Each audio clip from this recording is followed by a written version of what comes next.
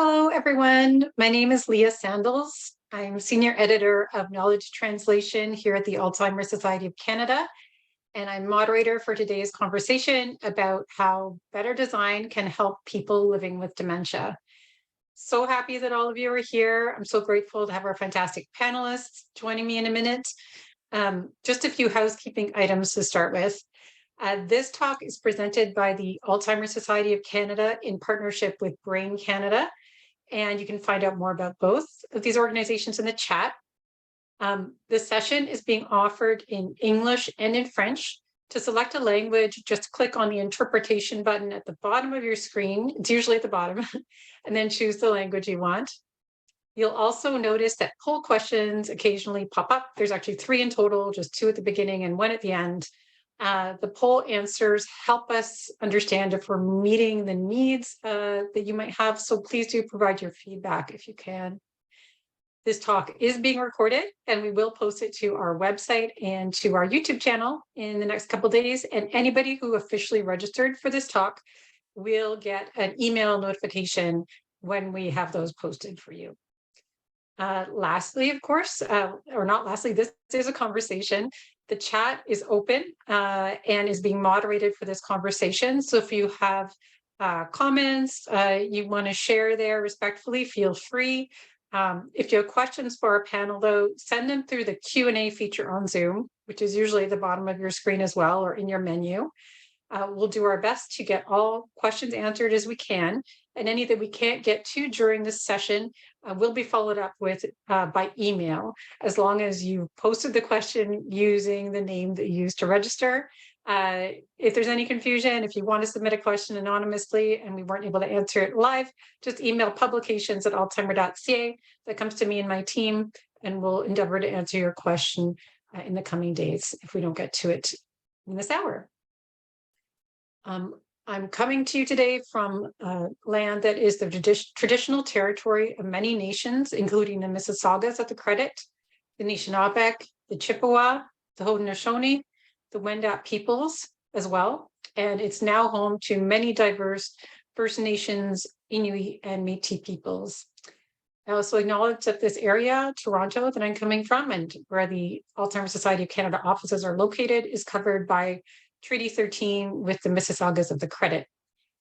The Alzheimer's Society of Canada encourages, every time we do one of these talks, we encourage people to learn more about Indigenous-led and co-led initiatives in the dementia space. So this includes, but is not limited to, things like the Native Women's Association of Canada's Dementia Storybook and Dementia Toolkit, Anishinaabe Dementia Care, their website and their entire care area. Canadian Indigenous Cognitive Assessment is an important tool that's free to use. It's available in Anishinaabe and English, and we believe all doctors and healthcare workers should know about it and use it appropriately. And there's also dementia resources that come out from the National Collaborating Center for Indigenous Health as well that are worth checking out. Our tech team has posted links to these organizations in the chat. We encourage you to use, share, support, and learn from. And in relation to our topic today, there's also, I just want to highlight an Indigenous-led design firm called Design to Plume in Sudbury. They hope to join us today, where they had a very intense scheduling issue, but they also specialize from time to time in accessibility and inclusivity, and they have information about that on their website as well, and that is also in the chat. Now it is my great pleasure to introduce the panelists who are joining this conversation today. Many of whom have had to make great efforts to be here, so thank you all so much. And who have great insights about how better design can help people with dementia. First, let me welcome Dr. Samantha Biglieri, who is Assistant Professor in the School of Urban and Regional Planning at Toronto Metropolitan University. Sam is also the Director of the Health Access and Planning Lab there, and she studies, among other topics, how people with dementia experience things like neighborhood design, urban planning, cities, suburbs, those kinds of dimensions of design, as well as the whole urban planning process. So welcome, Sam. Next is Arnold Chang, founder of Spectrum Ability in Vancouver, which is a kind of multi-service accessibility firm. I encourage you to learn more about them and the amazing work they do. Arnold is also a member of the technical subcommittee of the Rick Hansen Foundation Accessibility Certification Program, which is an important kind of building certification program that's been rolling out. Arnold has worked in the disability and accessibility field for around a decade, with projects ranging from accessibility and mobility apps to community engagement programs for people with disabilities. As you all know, dementia is an acquired disability.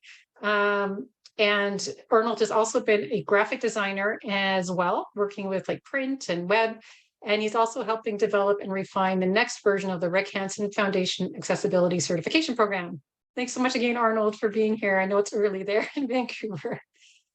And last but not least at all, of course, we welcome Keith Francis, who's Associate and Director of Experience Outcomes at Forge Media and Design, a multi-purpose design firm in Toronto. Keith is also a member of the Design and Dementia Community of Practice at Brain Exchange, very important group if you're interested in this topic.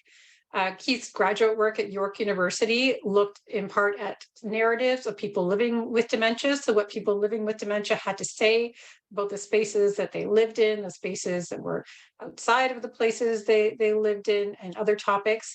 Very rich topic. And Keith is also a board member of many organizations involved with other organizations such as Canadian Healthcare Infrastructure, the Reimagining Dementia Coalition, and other important groups. So thank you all so much for joining us, Keith, Arnold, and Sam. There's some more information about each of them in the chat if you're interested.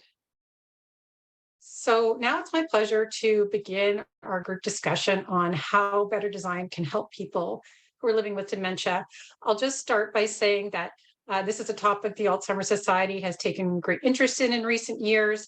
For instance, my colleagues at the Alzheimer's Society of New Brunswick did a dementia-friendly kind of redesign of their offices a few years ago, and they posted a really great webpage about how they made their offices more dementia-friendly, as well as tips for making spaces more dementia-friendly from their experience. So I'm going to ask our tech team to put that link in the chat, and also just highlight again that the Design and Dementia Community of Practice at Brain Exchange has been going on for over a decade, guiding conversations, growing conversations, and networks around this topic. So if you're interested, please do join them. There should be a link in the chat as well. So all that said, thank you all so much for your patience, for being here again. My first question is, what do you think more people in Canada should know about design and dementia? And I was wondering if Keith, you wanted to go first for the first 2 minutes. Well, first of all, Leah, I just wanted to thank you for that gracious introduction.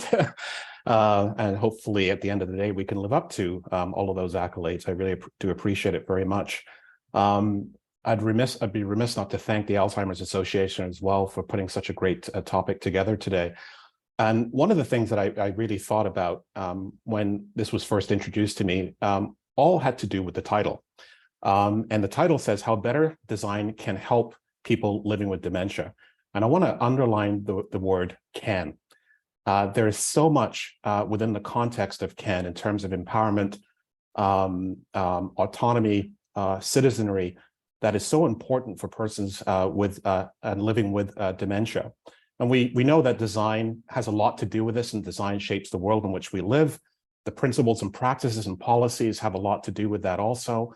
But let us not forget that the persons living with dementia can also shape the world that they live within as well, and can, again, I underline that word can, contribute to the principles and practices and policies that design follows. And I want to give you some context to can, because I sort of scribbled that. I was having a tea and sort of thought about it a little bit and started scribbling down a few things. And first is that at the core of can is the acknowledgement of citizenry, autonomy, and empowerment. So that's incredibly important. Can is also a departure from the perception and stigma of the sick and ill. There is a perception, a tragedy narrative that's definitely part of that. And I think that there has to be a reconceptualization, as my good friends at Reimagine Dementia talk about, Pia Contos and Mary talk about this reconceptualization of this tragedy narrative. And I think it's incredibly important because it really leads to a constitutional change within us as designers in terms of how we design for the lived experiences of those that we are responsible for designing for.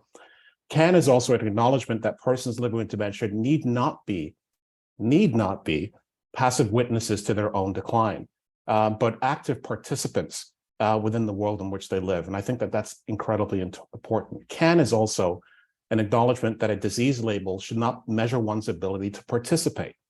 CAN is also an understanding that design of space and place in terms of the healthcare environments that we design is reciprocal to the health and well-being of the persons that we're designing for. And also, lastly, I would say that CAN is also, yes, valuing the principles of person-centered care, but also looking at the efficacy of person-directed approach as well, too. And there's a slight difference between those two. Those are great points, Keith. Thanks. So, so that the whole spectrum of things I'm hearing, of course, this centering of design, better design for people with dementia can't be extricated from participation of people living with dementia. Yes, absolutely. I think there was a researcher, Swaffer, I think, if I've got the name right, said the thing that's missing from the design of dementia spaces is persons and their narratives that are living with dementia as part of that. So I think this is all part of the principles of co-design, which, yes, we are talking about design, but I think co-design is an incredibly important thing to bring to the table in terms of applied practice or even our own perspectives of designing for persons living with dementia. Amazing. Thank you so much, Keith. Arnold, what are your thoughts on that, or also the question that we put forward? What do you think more people in Canada should know about design and dementia? Yeah, I was going to go off of something Keith said, and he said it before me. So part of it has to do with like the idea of participation in society. So I find that a lot of people from many places, and my family background's from Hong Kong, where there's a different idea of like what disability means. And people don't realize that people with disabilities have lives. Like, doesn't matter what they have, no matter how severe their disability is, they want to be part of their communities. And if you don't feel like you're safe in your community, you're not going to go out. Like, I'll give you an example. My mom, like, she doesn't, she's not really great at English. Let's put it that way, just put it lightly. When she goes out, she wants to be in a place where she knows where she's going. She knows whoever's there can help her. And when you're designed for accessibility, sometimes what you see is what you understand. So if you don't design, let's say, signage correctly, you don't design colors correctly, navigational cues, people are not going to feel comfortable. So and then they're going to stay at home, and then that's isolation. That's not great for their mental health. That's not great for anyone. Not great for the economy either, if you want to take it that direction. So, yeah, I think people just need to understand that everyone's an active participant, no matter what they might have. That's a great point. Thanks, Arnold.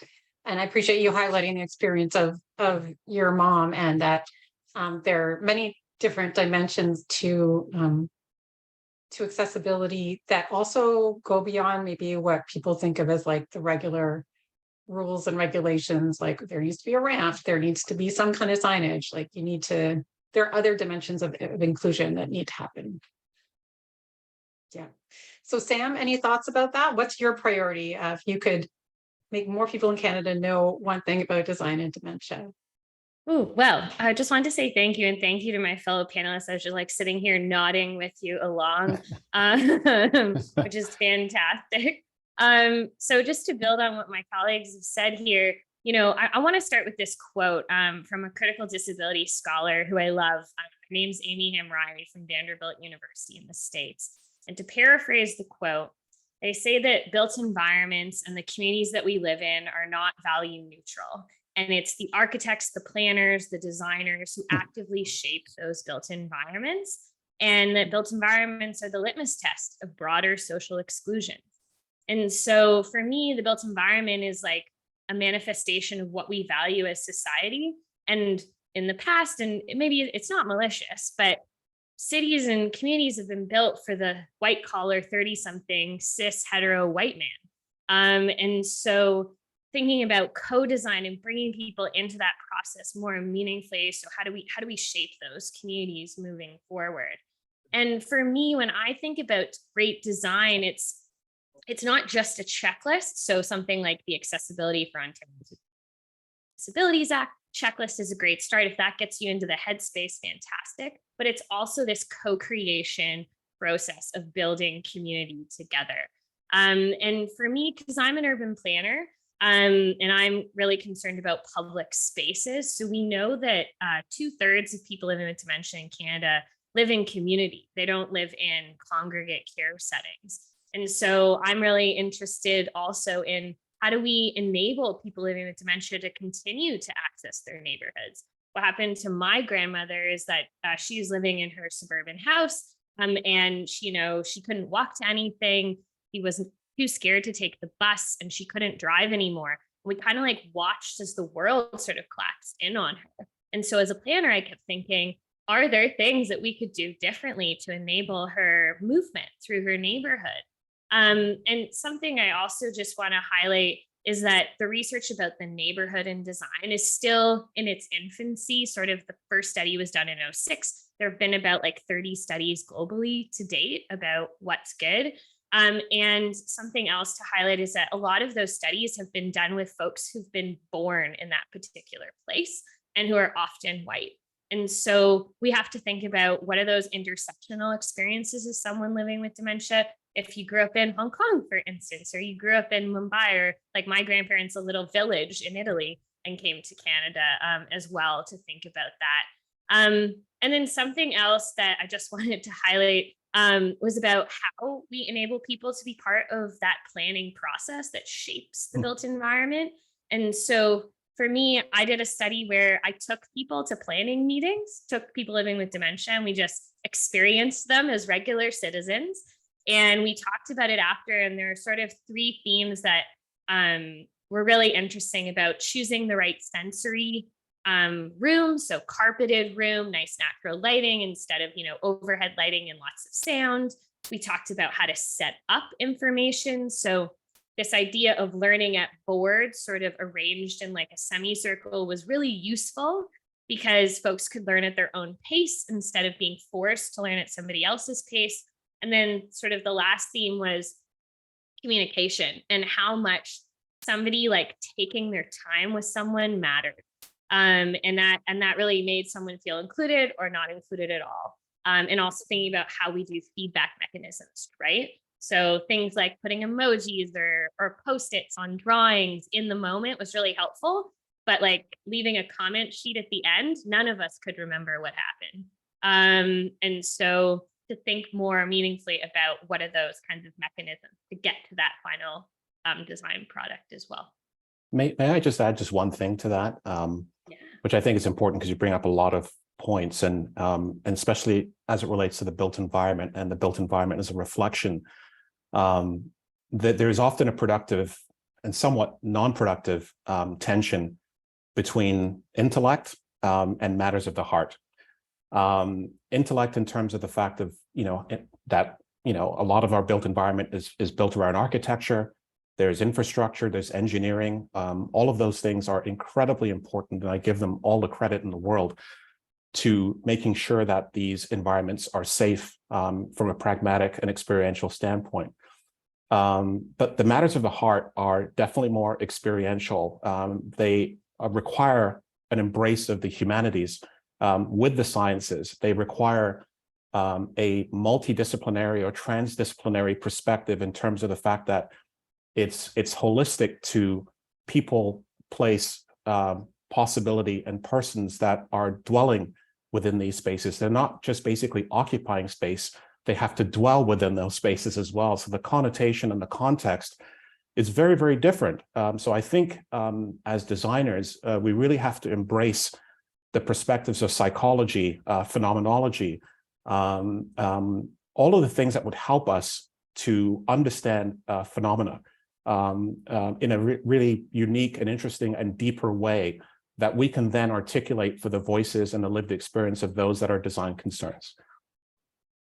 And just to add on top of Keith, I totally agree with that, because I was just thinking as Samantha was talking and while you were talking that one of the best examples of accessible design is where you don't notice the accessibility. So I'll give you an example. One of the highest scoring buildings for the Rick Hansen certification program was at one point Vancouver International Airport. And one of the features they put in was for the counters where you ask for help, they have the high counters, but the low counter is not off to the side, it's in the middle, so that you don't feel segregated when you go ask for help and you feel comfortable asking for help.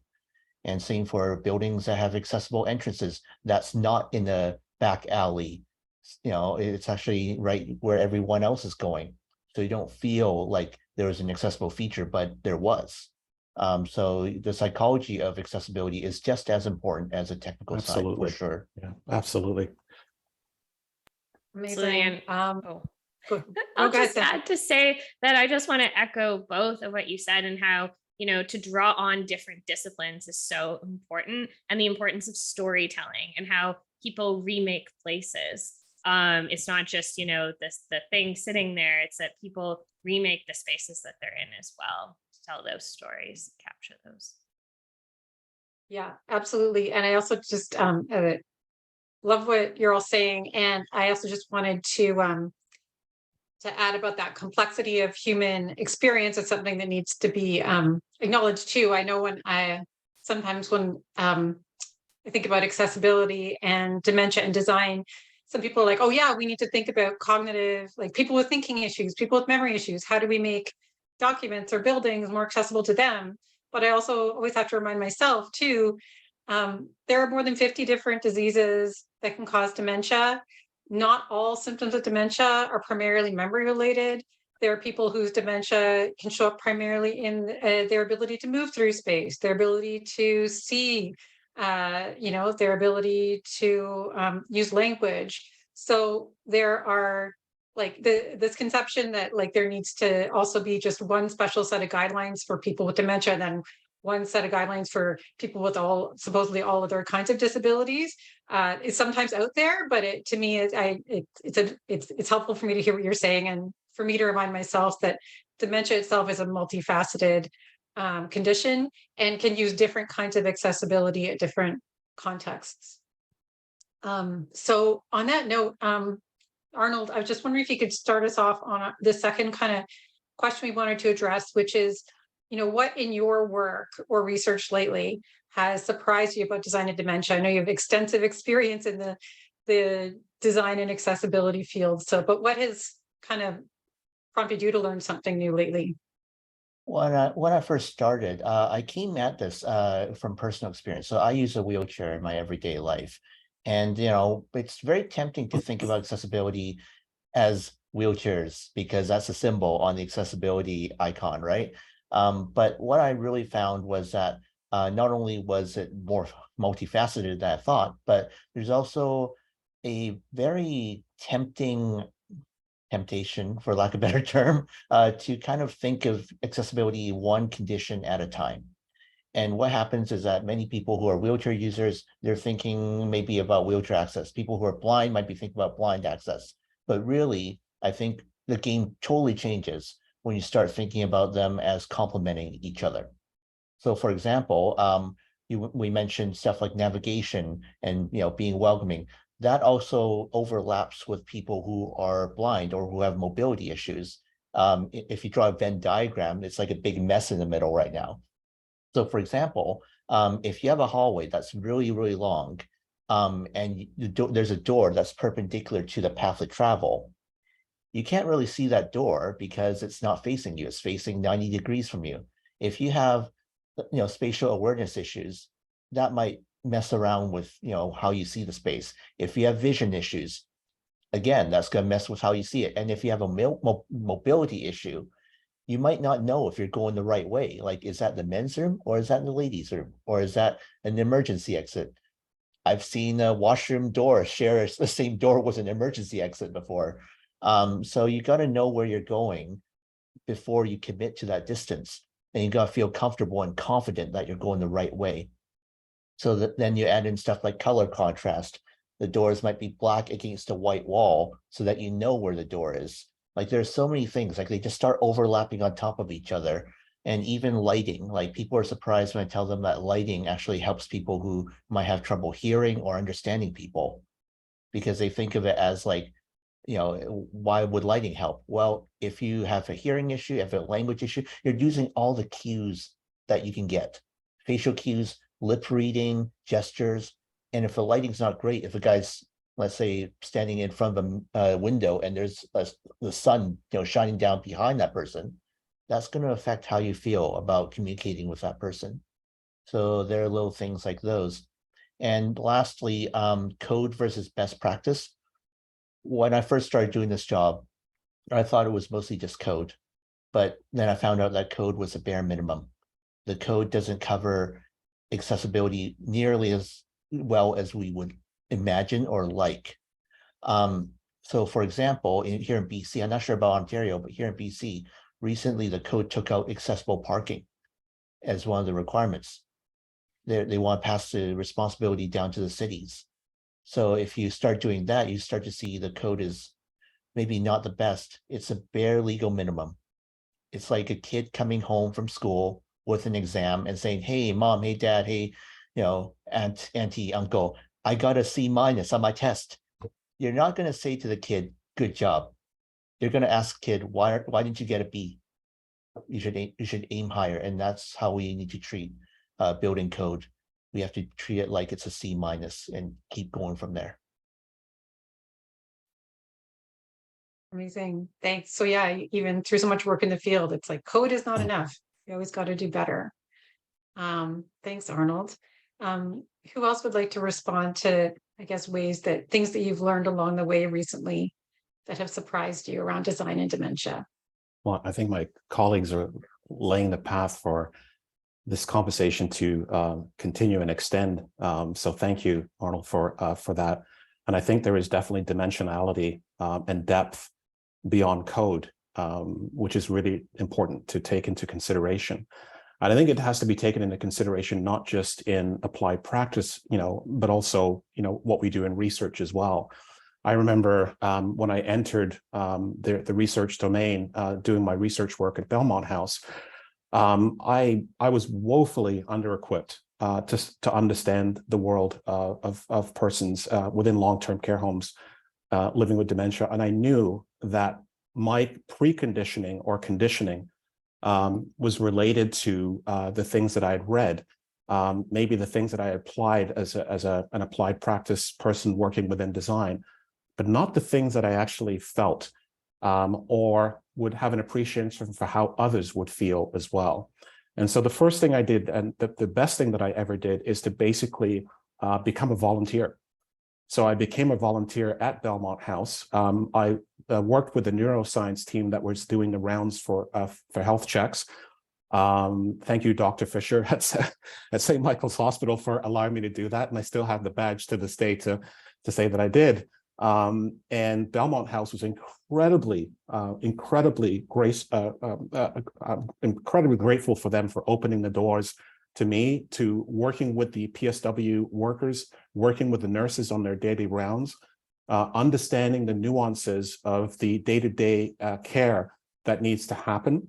And I became aware of the rhythms and sounds and movements within those spaces. I understood from a much deeper perspective, not just from a code compliance perspective, what was the perspectives of embodiment within those environments, and how does it relate to the construction and design of space and place, and how is those environments reciprocal to the behaviorisms of the individuals that were there? Did it contribute to maladaptive behaviors, for example? So there was a constitutional change, I think, that I needed to go through before I could really look at taking the wonderful palette of design that we have in terms of materiality, color, shape, aesthetics, and all of those things. I had to step back in order to really understand the persons that I was designing for, to understand their lived experiences. And then it became important. And I realized that it was my own insistence on, for example, as it became to memory functions, a linearity that we're often we're living with every day. For us, we really don't think about it. It's an unconscious thing where events of the day have a sequence. And in the case of the persons that I was working with, it may not.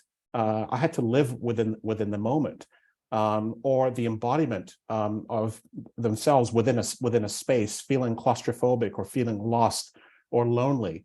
All of these things are really, really important to sort of understand. And so that's, for me, that was really important to Arnold, to what you were saying, which is to have a deeper context beyond code. And if I may, I could not agree more with you, Keith.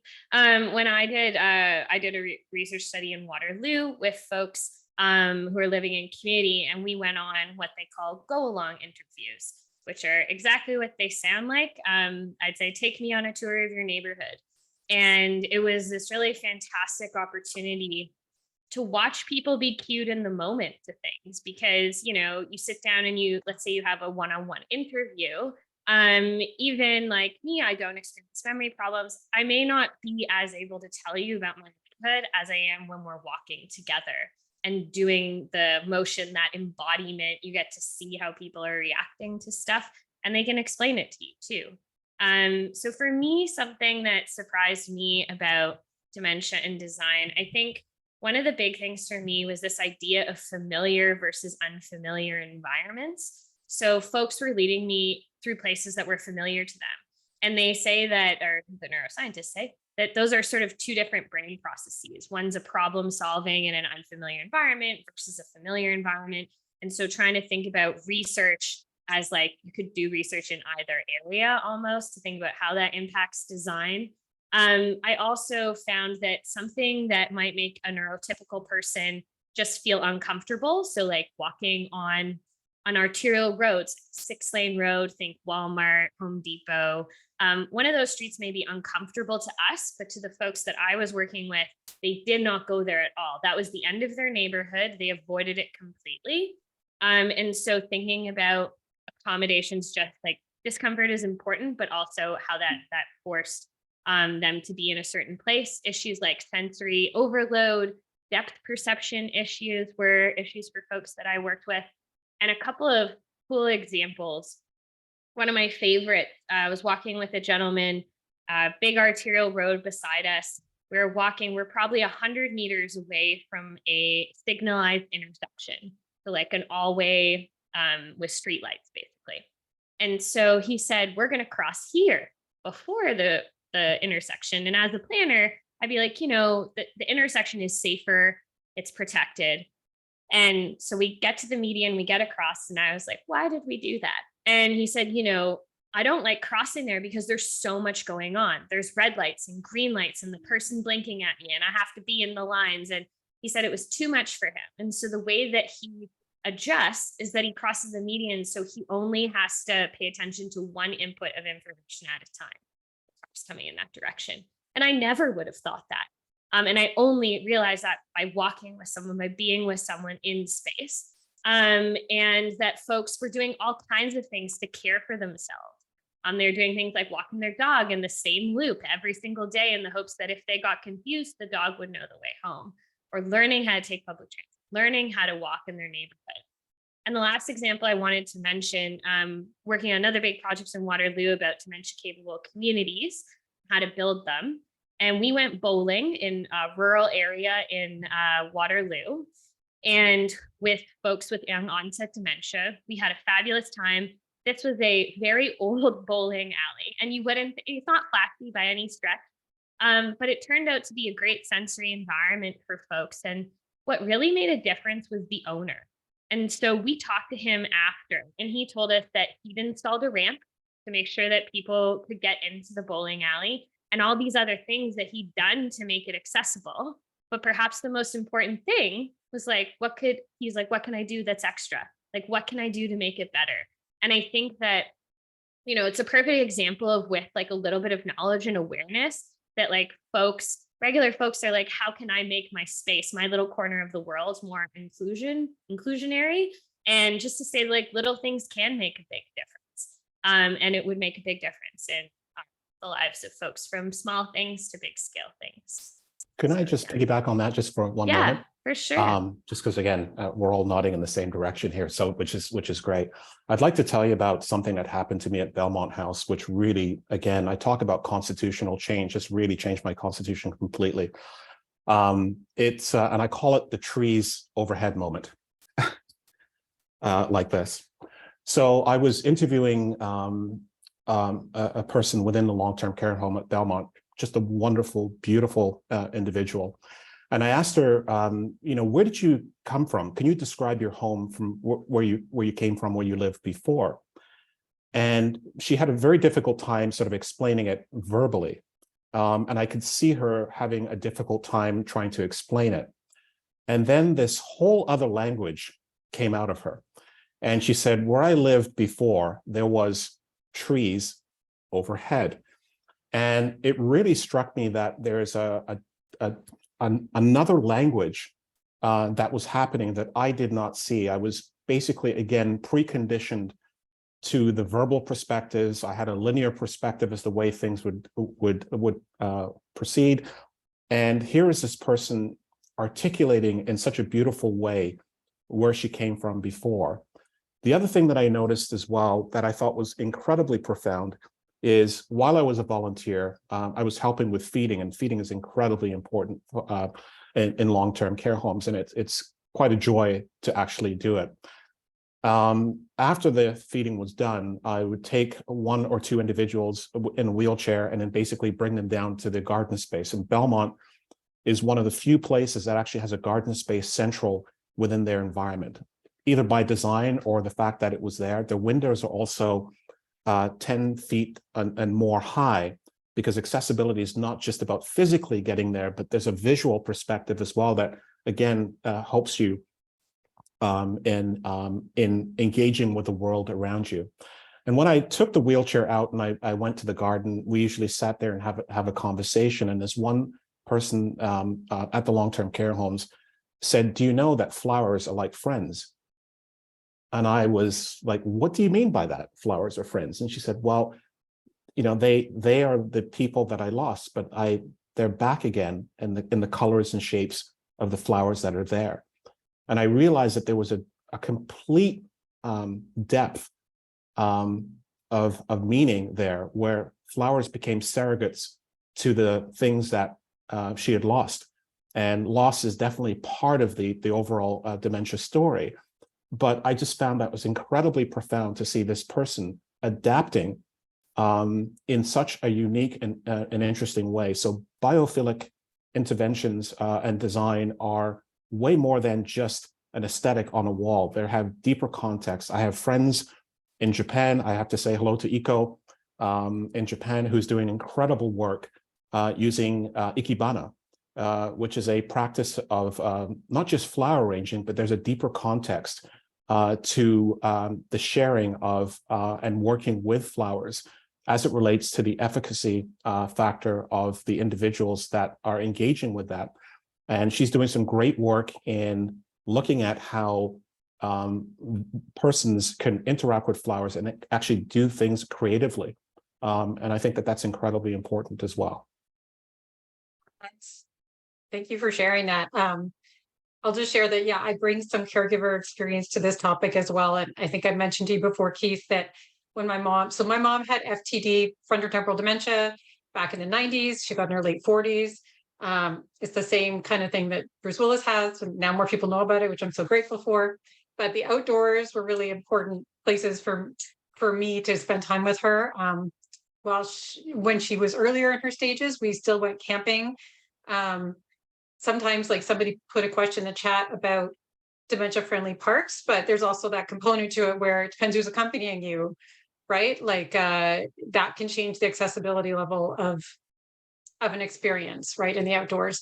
But in later stages, when her mobility was more affected by the progress of her situation, one of the most wonderful things we could do was go outside the hospital where she was in long-term care in Calgary and wheel around a little bit among the natural area there. So I guess I'm just trying to affirm that outdoor space design is really important, as well as the inner. Yeah, you're absolutely right. I think the difficulty, of course, is that a lot of the long-term care homes now I guess partially because of urban density and planning, are going more vertical. And they're leaving sort of the grounded earthbound perspectives of homes that we've probably come from. And then we're going up to vertical spaces, 23, 24, 25 floors. You look out your window and all of a sudden there's another building that's going up. And so light becomes really affected by that as well. And it becomes incredibly difficult to deal with. So I think we sort of have to look at, how do we sort of capture the earthbound sensibility of the homes that those persons have left, and provide context to garden spaces or interaction with flowers, or even we're now looking at seasonal affective disorders that are happening in the months of January and February. We live in a seasonal country, and how difficult that is. And so I'm actually working on a project right now with a group of incredibly talented individuals from STEPS Public Art, Sonia Giamiti, and who's a great filmmaker. And we're trying to curate a pop-up garden space within the months of January and February. So design is not just about, as Arnold so well put, it's not just about the sign on the wall. It's not about meeting accessibility standards. There's a much more deeper context to the overall lived experience, and how us as designers can actually aid in providing these enriching environments to people. Also, to add to Keith, sorry, Leah. No, you go ahead. We're just alert. We're getting close to our Q&A time, so okay. Please go ahead, Arnold, and then we'll head to our final question. Sure. Here in BC, in Vancouver and Victoria, there's actually a group I'd like to give a shout out to called Power to Be Adventure Therapy. And their goal is to take people out in nature, and they mean it. They mean it by any means necessary. So, if you have a physical, cognitive, any kind of disability, they'll take you out there. They'll do whatever they can. If you can't walk, they'll take what's called a trail rider, which is like a wheelbarrow that you can sit on, that they'll just take you into the forest. They'll make it very quiet. If you need to be quiet, they'll be more active. If you want to be more active, they'll take you to all kinds of stuff. And their idea is that they'll do whatever they can. Like, even if you forget your jacket, which I've done before, by the way, it's Vancouver and I still do that. Even if you forget your jacket, they'll have a jacket for you. They'll have stuff for you. Though, like, you don't even have to, like, you can forget to do everything, and but if you show up, they'll do what they can. Like, I think that kind of program is so useful just for anyone who needs to get out in nature. So I feel like I wish their mission was replicated in all the cities in Canada. That's an amazing point, Arnold, around organization design and community service design. Thank you. And I guess on that note about wanting changes across the country around design and dementia, you mentioned that program expansion would be amazing, Arnold. Our final question before Q&A, we have to keep it tight, but I always want to know what our panelists think governments or other authorities should do about the topic we're discussing. So in this case, what do you think authorities or governments should do next about design and dementia in Canada? Sam, you didn't get to start yet, so go ahead, please. Thank you. From the last comment, I wanted to also shout out the Green Care Farms, which is run by a good friend and colleague of mine, Rebecca Churchyard, outside of Milton, with day programs with people living with dementia, getting their hands dirty gardening. So I think Rebecca is here, so maybe she can throw the link in the chat. Okay, two things quickly. First thing I think is more funding for basic research. So me as an academic, I see my role as being able to do that basic research that maybe folks don't have time for, to be able to translate it, help designers work with planners, and have that space to do it. Because like I said, there's really only 30 studies from public space perspectives worldwide right now. And then the other piece is bringing together folks from all disciplines. The Dementia Capable Community Project that I'm on brings together rec therapists and kinesiologists and policymakers. And we're really trying to break down silos, librarians, planners, transport agencies, and I really think that's how we move forward. And then the other thing for me is planners, designers, we are really good at public engagement. And so, especially for planners, it's core of our code of practice as a profession. And so to give them more time and space to do that engagement with community. I know that planners are strapped for time, they are super busy, but thinking about how we integrate that into city functions. Something else I'll just finish off with is to say, you know, we have things like age-friendly plans at the municipal level. Some communities have dementia-friendly plans. These plans are what we call non-statutory plans. So what that means is that a municipality doesn't have to do it. So it could sit on a shelf, it could not, it could be funded, but it's not like a required thing versus, let's say, like an official plan in Ontario or official community plan in British Columbia. And how can we integrate, and I know we said code was the bare minimum, but how can we like push code up a little bit in our like OPs, OCPs, Vancouver, I was not Vancouver, BC has a great guide for municipalities on how to put that into planning documents. And so for me to think about from like a policy perspective, putting things into statutory and non-statutory plans as well. Amazing, thanks. Arnold from BC, do you want to respond to that question too? What you think governments and other authorities need to do to improve design around dementia? We need more of a carrot, I think. There's a carrot and a stick approach. And the most success I've seen is actually in the commercial sector for office towers and whatnot. For example, one of the office buildings that I worked on 2 years ago won the BOMA award last year for being the most accessible office building in Canada, as rated by the Ricanson Certification Program. And the reason why I think that's really going ahead, more so than any other sector, including residential, is because there's an incentive to go higher than the code. For example, you know, commercial buildings have classes. If you don't maintain your building, you drop down a class, and that can affect other things like leasing and how attractive the building actually is to people. So I feel like there needs to be a very similar incentive program for other sectors, such as residential, such as like, I want to say industrial, but I'm not really sure about that, but like other sectors out there, because it really is working. More carrot. That's why I'm wearing orange. Okay, and over to you, Keith, for the final comment before Q&A. Yeah, I'll be really short because I have a minute. Last year, myself, Francis Morton Chang, and Pia Contos did a charrette program at the Canadian Healthcare Infrastructure Conference, and it was a national conference that various people working in the infrastructure healthcare came. And it was just an incredible moment to see all of these individuals from different walks of life embracing a holistic approach, embracing a transdisciplinary approach, regardless of discipline or sector, to come together to solve a common problem, which is how do we reconceptualize a new envisionment for healthcare. And I looked at that as being a pathway to other engagements, and it would be great. My wish is to have governments look beyond policy and embrace transdisciplinary approaches, to embrace the dimensionality of some of these solutions, to embrace funding research. There is dance, there is film, there is music, there is art, there is culture. All of these things have a perspective to persons with dementia, and design of dementia spaces, and also the co-design perspective. And I think that's the most important thing for me, for everyone. Yeah, that's right. Yeah, I've heard that theme throughout. So thank you all so much.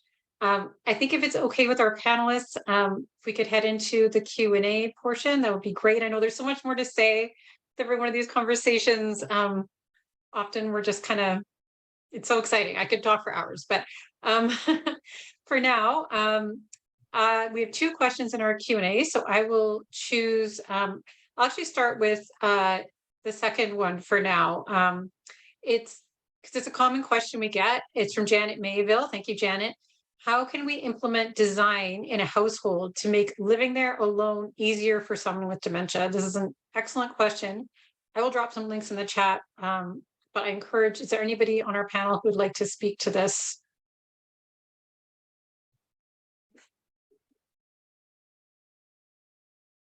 you'll have to deal with public spaces and so forth more more immediately. So I understand. Oh, go ahead. Yeah, I do deal with more public space. I'm not an architect, so I shall not venture too much in there. But maybe flowing from what we were saying about finding out what is the person you love, what are their needs, what are they doing, what can you perhaps adjust or alter. So some examples of folks that I worked with. One gentleman, it's not necessarily related to the household, but like, he had sort of files on everyone he knew, and they were also in his phone, and he had like photos of people. And so he was able to also see like links to their social media profiles to see what they'd been up to. And he'd feel like more prepared in social situations. And he also talked about using things like emojis, or for instance, when he couldn't remember a word, he'd scroll through an emoji list. Another gentleman I worked with was like figuring out ways to sort of hack his public transportation system in a way that worked for him.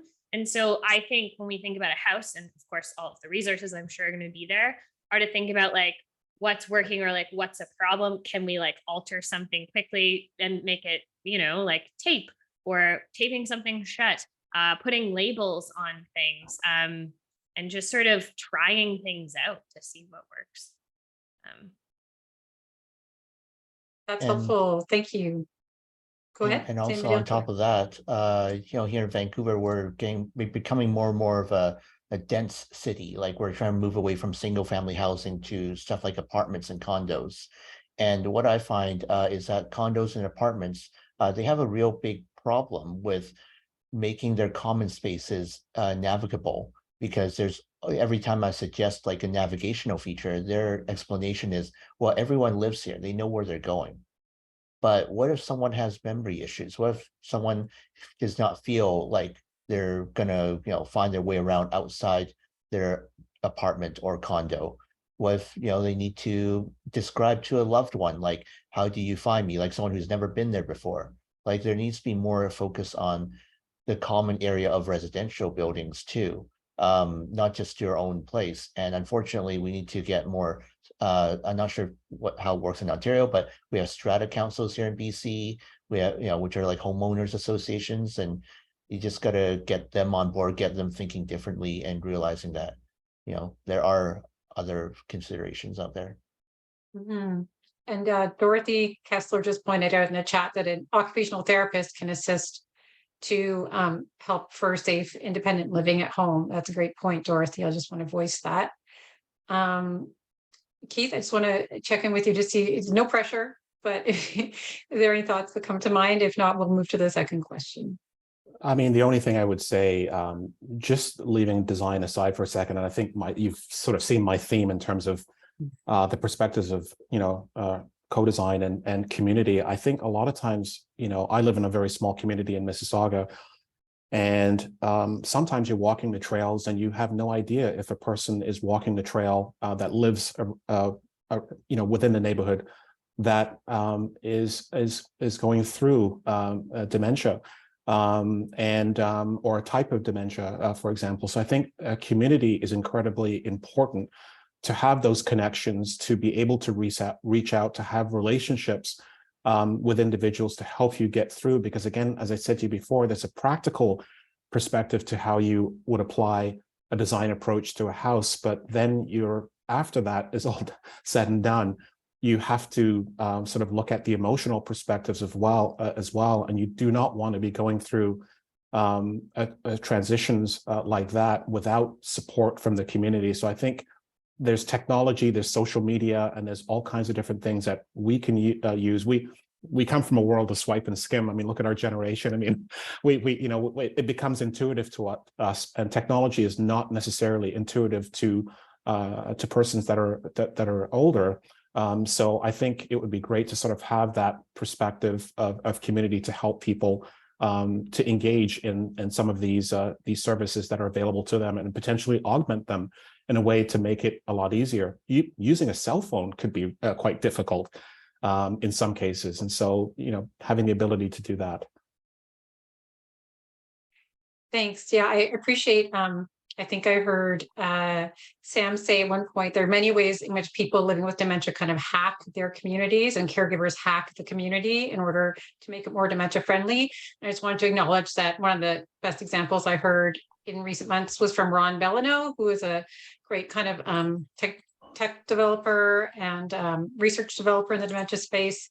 I'll drop his bio there.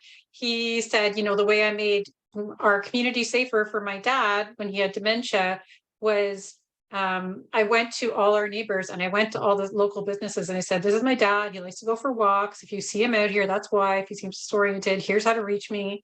You know, like there's this whole other component, the community component that, as you said, is just so important. So we're getting to the top of the hour, 12:56. I just want to note, Risa's mentioned there is Canada's first dementia inclusive park that transpired in Calgary. I don't know if any of you were involved with that, of our esteemed panelists today. No. No? Okay, but we're all excited to read more about it. I believe somebody did drop a link in the chat about that park, and I will look forward to reading more about it after this. Thank you, Risa, for your question and your interest. Well, that's it pretty much. I see we're at the top of the hour.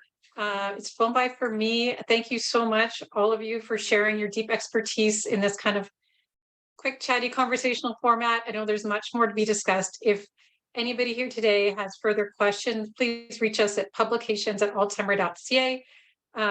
Thank you very much, Keith, Arnold, and Sam for joining us.